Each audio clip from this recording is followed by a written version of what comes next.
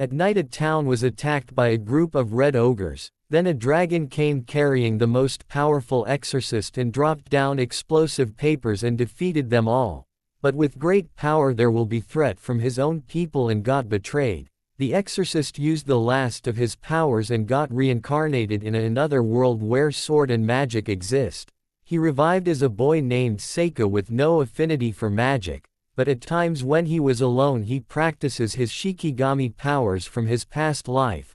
He lives his life as a normal child in a noble family and doing some chores from his goodwill. He is always bullied by one of his step-brothers and got his robe dirtied from a prank. On the training ground his brothers was practicing magic with their father. In practice Saikyou was taunted by one of his brothers to use magic. Saikyou fired a blue fireball that shocked his family. Then he asked his father to teach him magic, but his father refused. Saikyou continued to studying about magic and ways of his new world. After some years Saikyou tried to summon some of the Ayakashis he defeated from his past life and succeeded.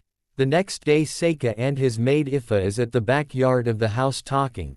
Then Saikyou asked Ifa about his magic and she showed him some of her magic. Saikyou trained Ifa to control her magic properly. After some days a monster from the forest went to their mansion. The monster tried to attack Ifa, then she used fire magic to defend. Saikyou then lured the monster to him. He used his sorcery and defeated the monster and received praise from his actions.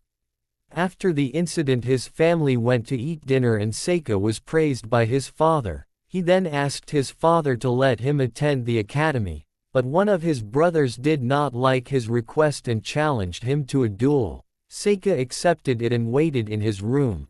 While sitting in his bed his brother who asked him to duel told him to start their duel immediately.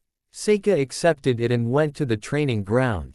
They started their fight and his brother showered him with magic. But Saikyou showed his brother that he is no match for him and forced him to admit defeat. Saikyou knocked his brother and carried him back to the mansion. After some days Saikyou and Ifa went out to attend the academy and said their farewells. While on the carriage they thought about what will their school life will be.